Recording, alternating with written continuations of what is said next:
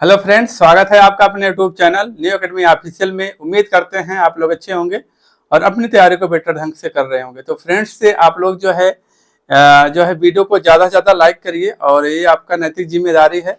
जिस हिसाब से कितनी मेहनत के साथ जो है हम लोगों की एनर्जी आ रही है आप लोगों को देख करके कि नहीं कि आप लोगों के लिए जो कोई नहीं कर पा रहा है वो जो है न्यू एकेडमी परिवार आप लोगों के लिए कर रहा है। तो आपका भी दायित्व है वीडियो को ज़्यादा से ज़्यादा शेयर करें और जो है चैनल पे नए हो तो चैनल को सब्सक्राइब करें याद और जो अपने दोस्तों के साथ जो है वीडियो को शेयर करें।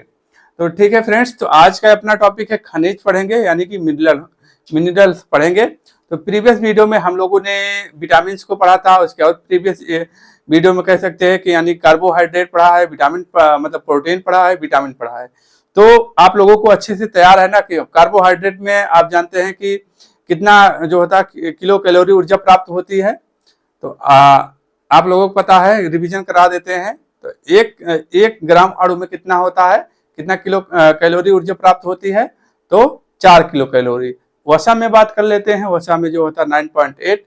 और इसका प्रोटीन में कितना था, जितना कार्बोहाइड्रेट यानी कि 4 था। ठीक है, अब हम बात करेंगे आज मतलब विटामिन इसके बाद आता है। विटामिन सबसे ज्यादा ए विटामिन किस फल में सबसे ज्यादा पाया जाता है, तो सबसे ज्यादा किस में पाया जाता है, आम में पाया जाता है।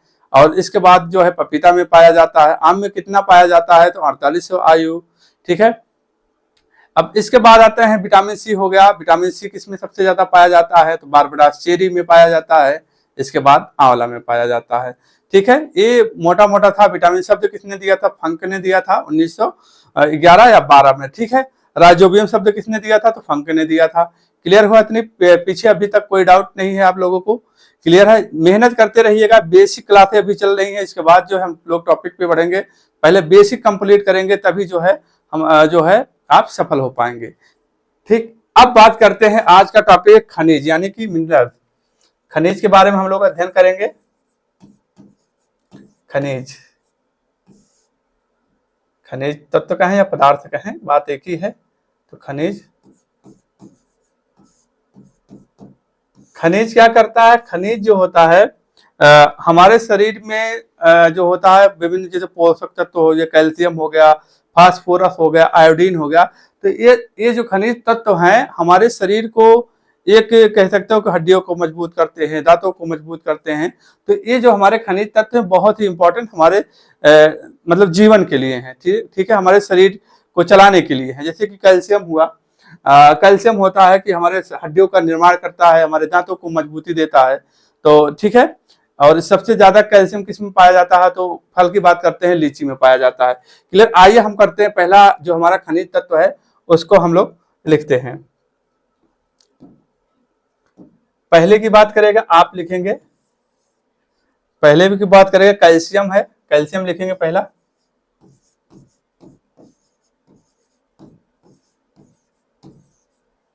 कैल्शियम कैल्शियम का कार्य क्या है?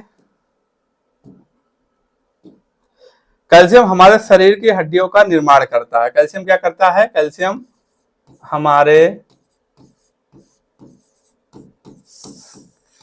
शरीर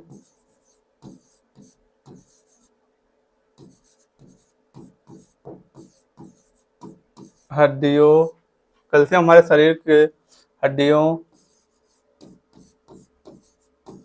का जो है निर्माण करता और दांतों को मजबूत करता है। ठीक है, हड्डियों का निर्माण तथा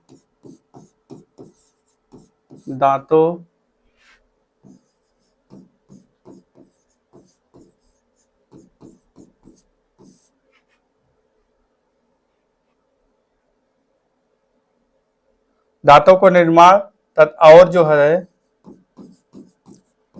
दांतों पर पाई जाने वाली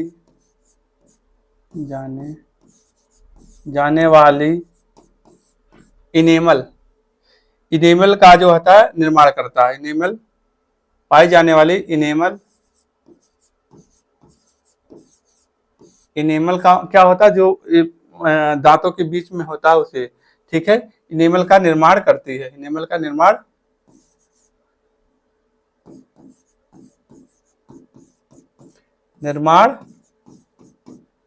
करता है। और इसके कमी से कौन सा रोग होता है? रिकेट्स रोग होता है। इंपॉर्टेंट है, इसकी कमी से कौन सा रोग होता है? रिकेट्स होता है। तो इसकी कमी से कौन सा रोग होता है? रिकेट्स। कमी से, कैल्शियम की कमी से रोग कौन सा होता है? रोग कौन सा होता है? रिकेट्स, सूखा रोग। और सूखा रोग विटामिन डी की कमी से भी होता है, सूखा रोग।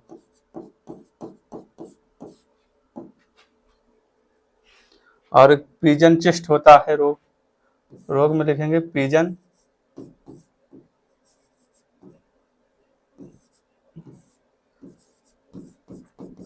चिस्ट हो गया। और पीजन चिस्ट हो गया ऑक्सोटोमेल्सिया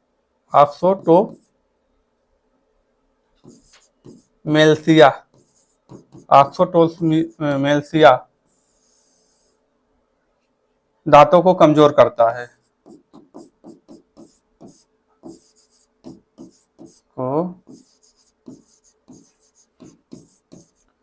कमजोर करता है। क्लियर हुआ? अब सबसे ज्यादा जो होता है, ठीक है, तो ये हो गया। अब जैसे कि अब आते हैं कि हमारे शरीर और हड्डियों का निर्माण करता है तथा दांतों का निर्माण करता है। इनेमल जो होता है एक कवच कहते हैं। इनेमल जो है, इनेमल का निर्माण करता है, यानी कि कवच, यानी कि दांतों को समझो कि कवच चारों तरफ से उसको जो होता है कि मजबूती जो प्रदान करता है, उसका भी निर्माण जो होता है हमारा कैल्शियम करता है। कैल्शियम की कमी से कौन सा रोग होता है? रिकेट्स रोग होता है। और इसकी मतलब किसमें सबसे ज्यादा पाया जाता है? अगर हम फल की बात करते हैं, फल में किसमें पाया जाता है? लीची में पाया जाता है। फल की बात करेंगे सबसे ज्यादा किसमें पाया जाता है? तो लीची में पाया जाता है। फल की बात सबसे ज्यादा करें किसमें पाया जाता है? तो आप बताएंगे लीची। लीची में कैल्शियम सबसे ज्यादा पाया जाता है फल में। दूसरी की बात करेंगे करौदा, करौदा में आयरन भी पाया जाता है, करौदा। ठीक है, अब सब्जियों की बात करेंगे तो आपकी हरी पत्तीदार वाली सब्जियां हो जाएंगी, और हरी पत्तीदार वाली सब्जियां कर देंगे, हरी पत्ती वाली सब्जियां। और जो होता है एक और आता है आपका अगेथी, ये भी सब्जी है। ठीक, ये है आपका जो है कैल्शियम। कैल्शियम क्लियर हो गया। कैल्शियम की कमी से कौन सा रोग होता है? रिकेट्स होता है, यानी सूखा रोग। और कैल्शियम का निर्माण जो होता है बहुत ही हमारे शरीर के लिए लाभकारी होता है। दूसरा आप लिखेंगे फास्फोरस। कैल्शियम बात कौन सा है? पोषक तत्व फास्फोरस, फास्फोरस यानी कि अब फास्फोरस के बारे में देखते हैं। फास्फोरस जो होता कार्य क्या होता है? ऊर्जा का निर्माण करता है, ऊर्जा का भंडारण या ऊर्जा का स्थानांतरण करने में सहायक होता है। फास्फोरस का कार्य क्या होता है? ऊर्जा निर्माण, ऊर्जा भंडारण में, ऊर्जा के स्थानांतरण में सहायक होता है। ऊर्जा के स्थानांतरण में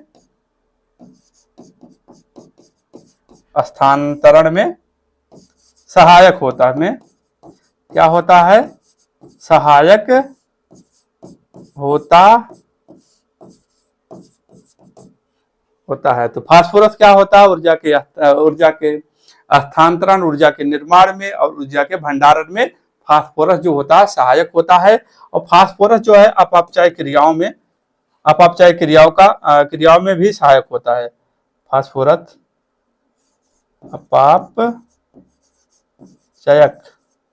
अपापचय क्रियाओं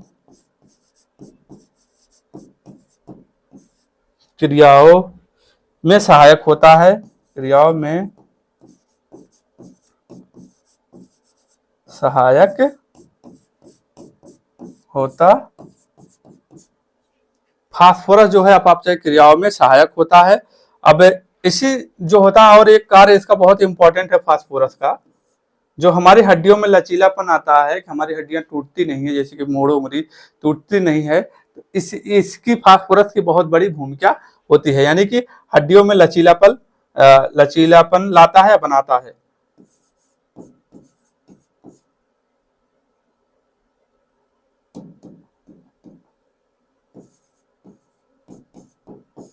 हड्डियों में लचीलापन, यानी कि हड्डियों में लचीलापन है, हड्डियों को लचीलापन बनाता है।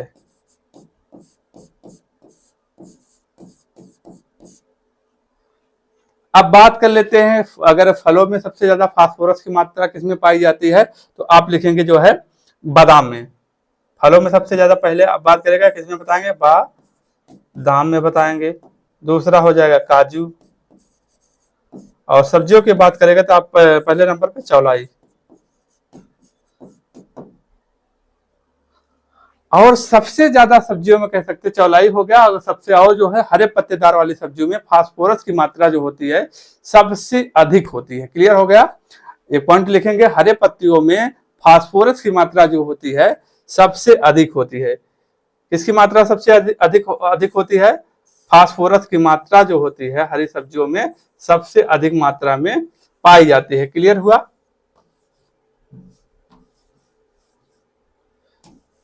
ठीक है, अब हम पढ़ेंगे आपका आयरन, जो है कि बहुत इंपॉर्टेंट है। आयरन जो है एफ है, यानी कि लोहा जो होता है हमारे शरीर में जो होता है आरबीसी का निर्माण करने में सहायक होता है, यानी कि आरबीसी का निर्माण करता है। लोहा से जो है ऑक्सीजन जो होता है वाहक का कार्य करता है, जो जंतुओं में दोनों में का कार्य करता है। लोहा सबसे ज्यादा किसमें पाया जाता है, करोदा में भी पाया जाता है। ठीक है, अब क्या लिखेंगे, चार नंबर पे लिखेंगे आप, यानी कि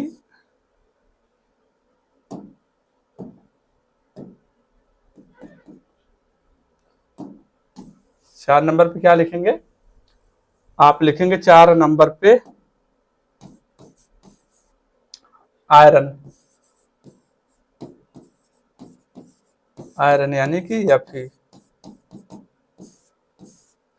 इसे कार्य लिखेंगे आप, लोहा हमारे शरीर में आरबीसी यानी कि लाल रक्त कणिकाओं का निर्माण करती है, आरबीसी का निर्माण करती है, यानी कि लोहा हमारे शरीर में आरबीसी यानी कि लाल रक्त कणिकाएं, लाल रक्त कणिकाएं का निर्माण करता है,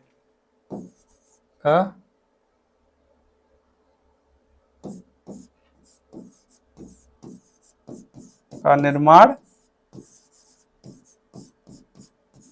करता है। क्लियर हुआ। लोहा जो होता है क्या करता है, आयरन जो है, लोहा में जो होता है ऑक्सीजन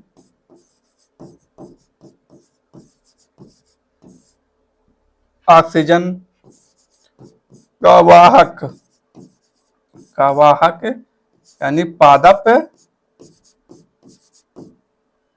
पादप और जंतुओं दोनों में कार्य करता है, जंतुओं दोनों में कार्य, तो आयरन जो होता है जो है लोहा हमारे आरबीसी यानी कि लाल रक्त कणिकाओं के निर्माण में सहायक होता है, और दूसरा नंबर करेंगे लोहा जो होता है ऑक्सीजन का वाहक का कार्य करता है। ठीक है, पादप और जंतुओं दोनों में। क्लियर हुआ। अब लोहा की कमी से जो कौन सा रोग होता है, लोहा की कमी से कौन सा रोग होता है, तो एनीमिया रोग होता है। एनीमिया किसकी कमी से कारण होता है, लोहा की कमी से कमी के कारण कौन सा रोग होता है? एनीमिया होता है। लोहा सबसे ज्यादा फलों की बात करेंगे, सबसे ज्यादा फलों किस फल में पाया जाता है? तो आप बताएंगे लोहा सबसे ज्यादा करौदा में पाया जाता है। आपके आचड़ में आपने देखा है सबसे ज्यादा मात्रा में या तो आंवला दिखता है, जिसमें विटामिन सी जो है सेकंड नंबर पे सबसे ज्यादा पाई जाती है, विटामिन सी फर्स्ट नंबर पे कहेंगे तो बारबडास चेरी। उसी तरीके का आपके आर्चर्ड में ये भी करौदा भी दिखता है। तो सबसे ज्यादा आयरन जो होता है किसमें पाया जाता है? करौदे में पाया जाता है। ठीक है, इसके बाद दूसरे नंबर पे कौन सा आता है? खजूर आता है। खजूर में लगभग 10%। ठीक है, करौदा में बात करेंगे 39.2%। ये हो गया जो होता है। सब्जियों की बात करेंगे तो चौलाई हो गया और हरी पत्तियां हो गई। ठीक है, चौलाई हो गया और पालक में हो गया। चौलाई चौलाई और पालक।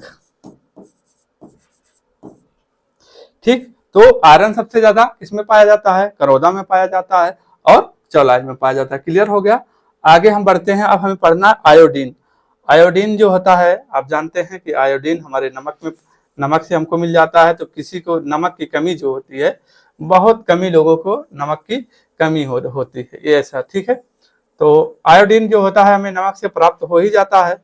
और इससे जो एक प्रमुख रोग होता है गला घोटू रोग। ठीक है, ये इंपॉर्टेंट रोग है, आयोडीन की कमी से होने वाला रोग जो है।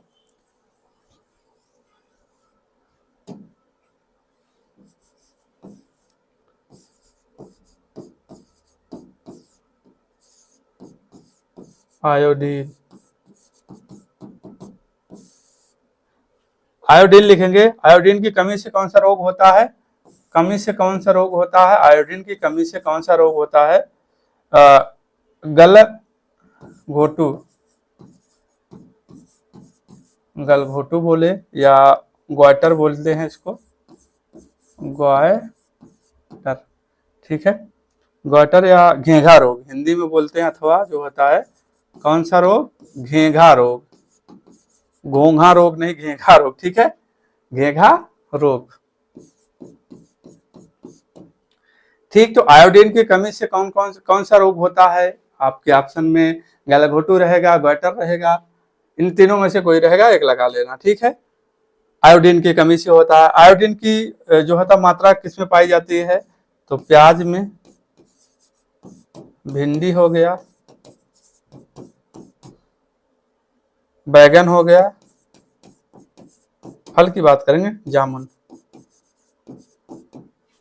ठीक, अब इसके बाद एक और पढ़ लेते हैं पोटास। पोटास पढ़ लेते हैं।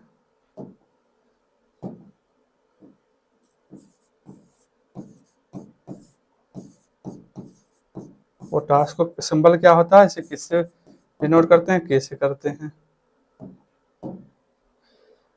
ये भी जो होता है अपचयी क्रियाओं में सहायक होता है। जैसे कि हमने फास्फोरस को बताया था कि फास्फोरस जो होता है अपचयी क्रियाओं में सहायक होता है, उसी तरीके से पोटास का भी कार्य होता है अपचयी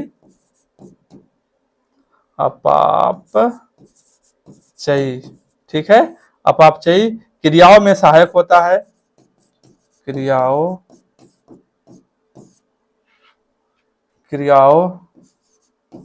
में सहायक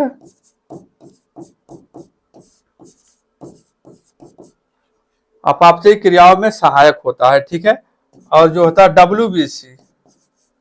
डब्ल्यूबीसी का निर्माण करता है। और सबसे ज्यादा किसमें पाया जाता है? पालक। और पहले नंबर पे पालक में पाया जाता है, दूसरे नंबर पे चौलाई में पाया जाता है। ठीक है, तो इतना था, आप लोगों को इतना क्लियर हो जाना चाहिए। अब हम बात करेंगे सिलेनियम। ठीक है, हम बात करेंगे कौन सा बात करेंगे? सिलेनियम। ठीक है, पोटास हो गया, अब हम बात करेंगे सिलेनियम, बात करेंगे।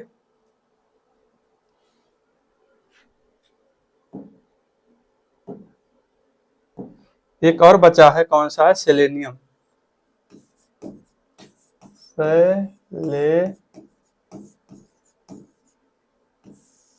सेलेनियम या सी।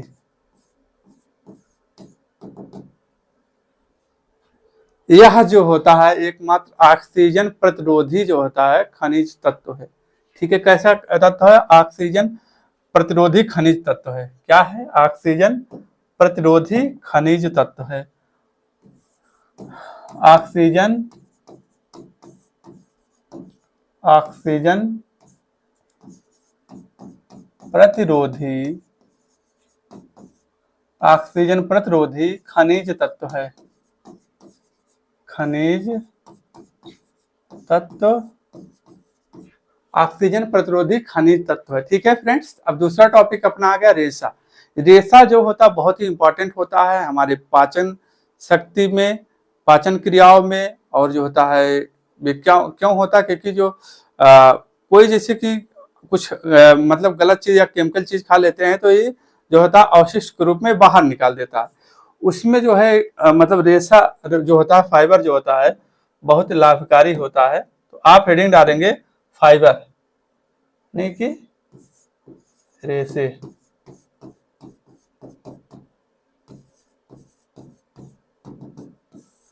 फाइबर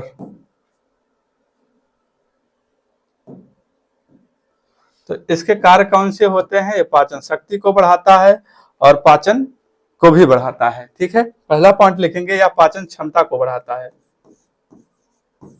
यह जो है यह पाचन क्षमता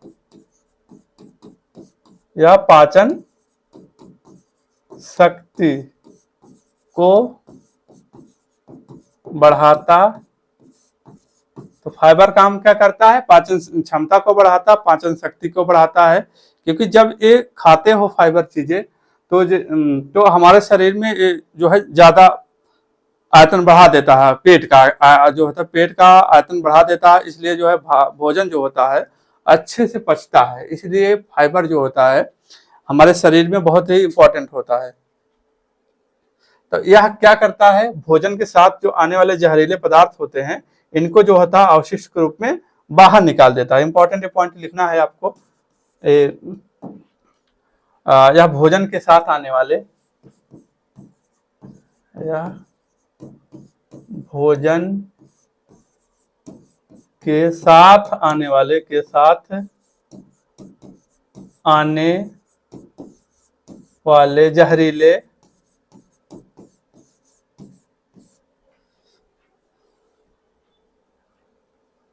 तत्वों का अवशोषण करके जहरीले तत्वों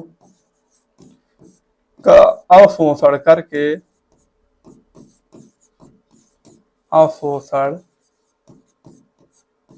करके अवशिष्ट के रूप में क्या करता है?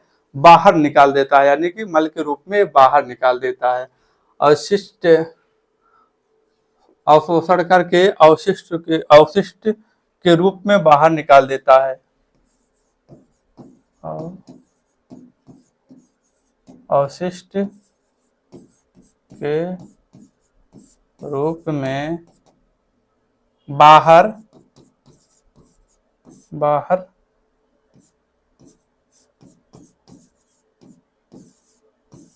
निकाल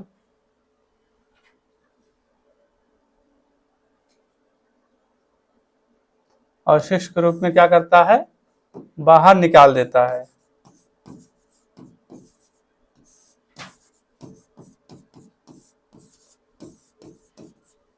क्लियर हुआ? तो अब बात करेंगे किसमें, फलों में सबसे ज्यादा किसमें पाया जाता है रेशे। फलों की बात करेंगे, फलों में सबसे ज्यादा किसमें रेशा पाया जाता है? तो फलों में आप बताएंगे सर्वाधिक रेशा अंजीर में पाया जाता है। इसके बाद अमरूद हो गया, अंजीर में लगभग 7%। इसके बाद अमरूद 6 कुछ परसेंट जो है 7.3% पर लो। ठीक है, फलों में इसमें पाया जाता है। अब बात सब्जियों में जो होता है मिर्च और आलू में पाया जाता है। सब्जी की बात करेंगे, सबसे ज्यादा जो है रेशा किसमें पाया जाता है? तो मिर्च हुआ, मिर्च और जो था आलू में, मिर्च और आलू में पाया जाता है। क्लियर हुआ इतना पॉइंट?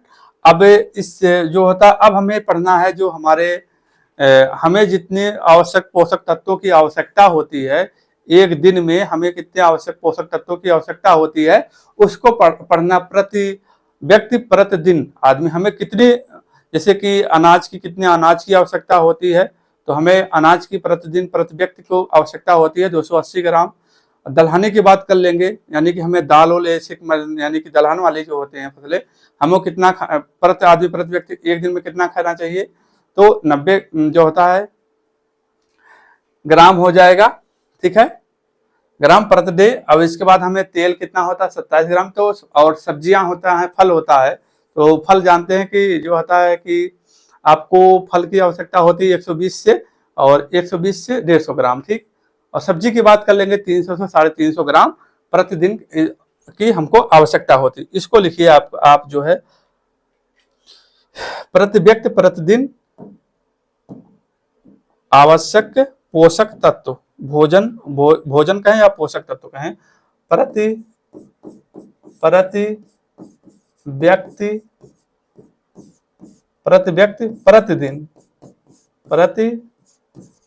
प्रतिदिन आवश्यक पोषक तत्व,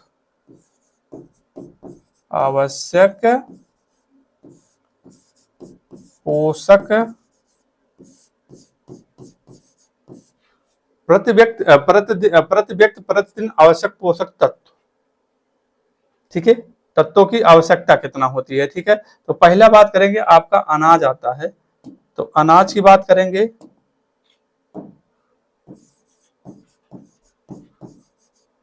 अनाज हो गया आपका, दलहन हो गया, दलहन के बाद आपका आता है तिलहन कह सकते हैं या दूध कह लो, दूध दही, ठीक है। तो अनाज कितना आवश्यकता होती है, तो अनाज जो होता है 280 ग्राम प्रति डे, ठीक है। और दलहन की बात करेंगे 90 ग्राम प्रति डे। दूध दही की बात करेंगे 300 ml प्रति डे, ठीक है। अब बात करते हैं फल और सब्जियों की, फल की बात करेंगे, और सब्जियों को हमको डेली कितना आवश्यकता होती है। फल की बात करेंगे तो 120 ग्राम से 150 ग्राम, 120 ग्राम से 150 ग्राम प्रति डे। सब्जियों की बात कर लेंगे 300 से 350 ग्राम प्रति डे, ठीक है। सब्जी हो गया, फल हो गया। मेवे वाली बात करेंगे, मेवों को हमको जैसे कि मेवे में बादाम, किशमिश, काजू, ये सब हमें कितना खाना चाहिए, तो हमें कितना एक दिन में खाना चाहिए 30 ग्राम प्रति डे। मेवे के बाद वसा हुआ तेल कितना खाना चाहिए, वसा हुआ तेल की बात करेगा तो 27 ग्राम प्रति डे। वसा व तेल की बात करेगा तो आप कितना बताएंगे, 27 या 28 ग्राम, 27 ग्राम प्रति डे, ठीक है। तो ये इतना बहुत इंपॉर्टेंट है। तो अनाज कितना खाना चाहिए, तो आप बताएंगे 280। अनाज के नीचे हमने क्या लिखा, मतलब दलहन यानी कि 90 ग्राम प्रति डे। दलहन के बाद क्या है आपको, दलहन के बाद आपको दूध दही 300 ml। फल की बात करेंगे 120 से 150 से 150। सब्जियों की बात करेंगे तो सब्जियों की बात करेंगे कितना, 300 से 350 ग्राम।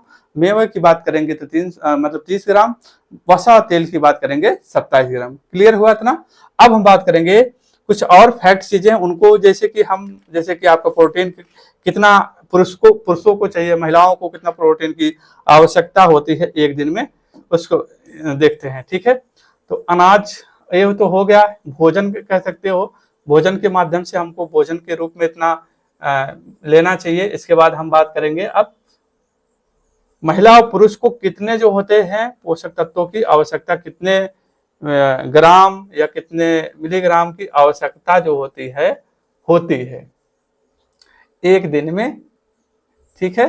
तो महिलाओं पहले लिखेंगे प्रोटीन, आप लिखेंगे प्रोटीन जो होता है 45 यानी कि महिला पुरुषों में जो होता है कितना आवश्यकता होती है 54 ग्राम प्रति डे, और महिलाओं में क्या होता है उनसे जो है 10 ग्राम कम की आवश्यकता होती है। लिखेंगे आप, हेडिंग डाल के लिखेंगे। तो इसमें मैं जो होता है इंपॉर्टेंट बता देता हूँ। पहला क्या आप लिखेंगे, पोषक तत्व यहाँ लिख लेंगे, पोषक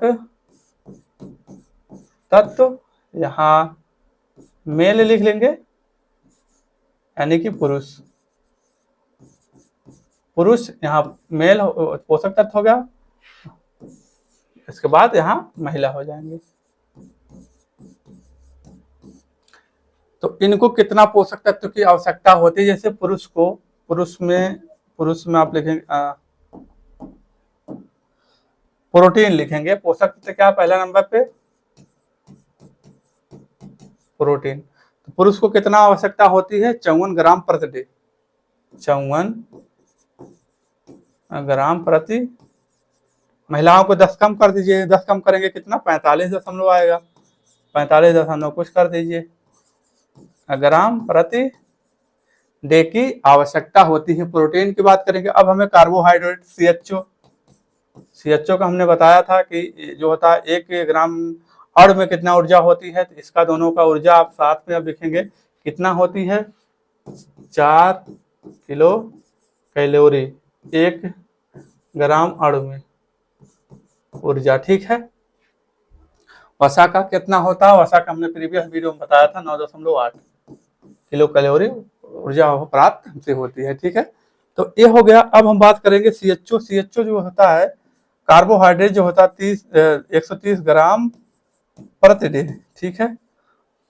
दोनों का मेल फीमेल का बराबर होता है, 130 ग्राम प्रति डे की आवश्यकता होती है। क्लियर हुआ। इसके बाद CHO के बाद होता है कैल्शियम। कितना आवश्यकता होती है कैल्शियम का, 1000 दोनों का 1000। ठीक है। ये थे आपके जो इम्पोर्टेंट चीजें थी। कैल्शियम हो गया। मैग्नीज जो होता है कितना mg हो गया, तो mg 385 ug होता है पर डे। ठीक है। ug रहेगा, दोनों किलोग्राम नहीं है ये सब। ठीक है। यहाँ तक है ug प्रति डे। ठीक है। ये हो गया। अब हमें जो ऊर्जा कहें सबसे ज्यादा किसमें प्राप्त होती है, इसको लिखिएगा आप लोग, ऊर्जा। इसके बाद अपना टॉपिक खत्म होता है, अगला नया टॉपिक बढ़ेंगे। ठीक है। ऊर्जा की बात करेंगे। ऊर्जा सबसे ज्यादा किस फल से प्राप्त होता है, किस फल में मिलता है, ऊर्जा की बात करेंगे। ऊर्जा जो होता है सबसे ज्यादा फल में, आप ऐसे लिखिए,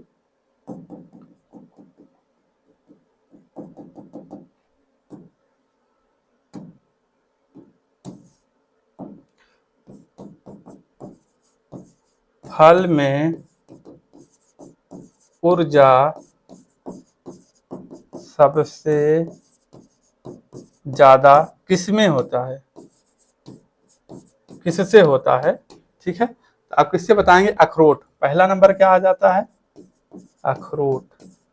अखरोट से मिलता है सबसे ज्यादा। इसके बाद बादाम हो गया, इसके बाद काजू हो जाता है, बादाम और काजू हो गया। फल हो गया। सब्जियों की बात करेंगे तो लहसुन होता है। सब्जियों की बात करेंगे तो सबसे ज्यादा लहसुन हो गया। लहसुन के बाद आता है कसावा। कसावा के बाद आता है आलू में भी ऊर्जा होता है, आलू। तो ये चीजें थी। ठीक है फ्रेंड्स। तो आज का ये वीडियो अपना यहीं तक एंड करते हैं। जो भी फ्रेंड्स चैनल पे नए हैं, चैनल के जरूर सब्सक्राइब करें और सपोर्ट करें। वीडियो को ज्यादा से ज्यादा शेयर करें और लाइक करें। ठीक है। आज का वीडियो यहीं तक रखते हैं। वीडियो कैसा लगा जरूर बताइएगा कमेंट करके। मिलते हैं कल एक नए टॉपिक के साथ। तब तक के लिए जय हिंद, जय भारत, वंदे मातरम।